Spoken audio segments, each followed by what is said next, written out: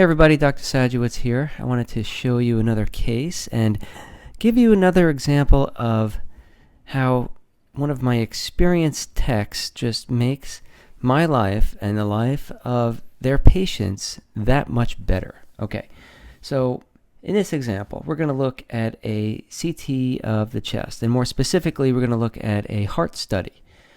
Now, this patient came in from outside our medical system with a written order, and on the written order, the history was severe aortic stenosis, bicuspid aortic valve, and atrial septal defect.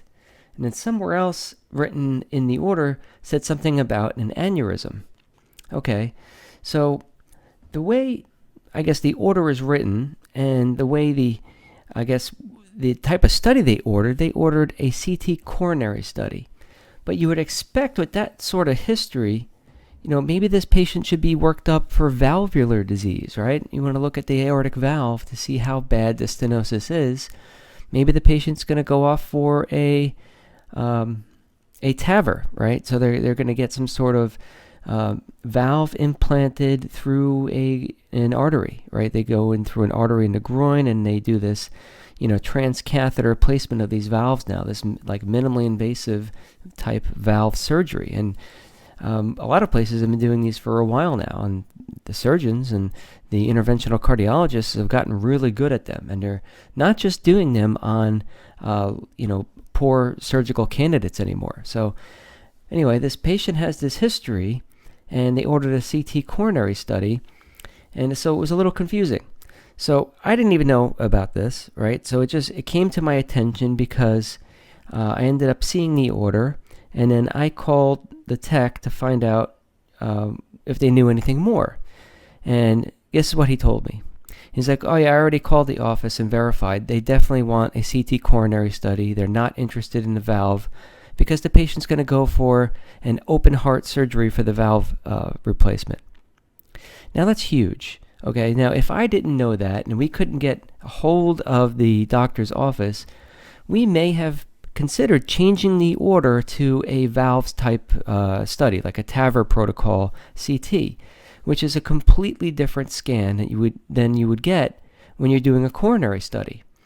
Okay, so I don't know. To me, this is an example of one of my senior techs going above and beyond the call of duty to just do some excellent work. They didn't have to do that, right? They could have just been like, I don't know, this is what was ordered, and it's up to me to figure out. And then I have to call the office and try to sit on hold for however long it takes to get the doctor on the phone, or maybe the doctor's out, and the nurse has to try to figure out, like, oh, I'm not too sure what they ordered. I mean, it can be really confusing sometimes, and it can be very time-consuming in a day where my schedule is already crazy busy. But I didn't have to do any of that. My awesome tech went ahead and took care of it for me and verified that the order that the referring provider put in was the correct order. Okay, so now I can show you some of the interesting findings. Okay, so this patient does indeed have a bicuspid aortic valve, and I could try to rotate this and give you a little bit better look at it, but this is the thickened and calcified aortic valve here. Okay, patient also has an atrial septal defect, right? That was in the history. So here we have the left atrium, and look at this. You got this little defect in the wall, and if you follow this down, we're running now in between the left atrium and the right atrium over here. So follow this blush of contrast down, and it comes right into the right atrium. Okay, so that's your atrial septal defect. And if we keep going a little bit lower, we have this big muscular chamber here. This is obviously the left ventricle. Coming out of the left ventricle is the left ventricular outflow tract, right? This is the aortic root area, and this is supposed to just come into the bottom of the aortic valve. But you have this huge aneurysm kind of protruding off the outflow tract into the right ventricle. This is the right ventricle over here. Okay, so that's a pretty significant finding. So I imagine at the time of surgery, they're going to be fixing this as well as the aortic valve. Okay, so in addition to having bad valvular disease, this patient also has some coronary artery disease. So let me see if I can thin these images up a little bit. Okay, And let me get rid of this arrow. So coming off the aorta, we have the left main coronary artery. And the left main is supposed to branch into the LAD and circumflex here in this patient. And both of these vessels look horrible, okay? I read this as a severe grade stenosis in both. And of course, this patient, the exam was sent off to heart flow, and heart flow confirmed that these are both severe grade narrowings. Okay, so I moved things around now just to give you a better look at that aortic valve. And so here's the ascending aorta, and we're going down towards the heart. This is the right coronary artery coming off here, coming into the sinuses of Valsalva, okay?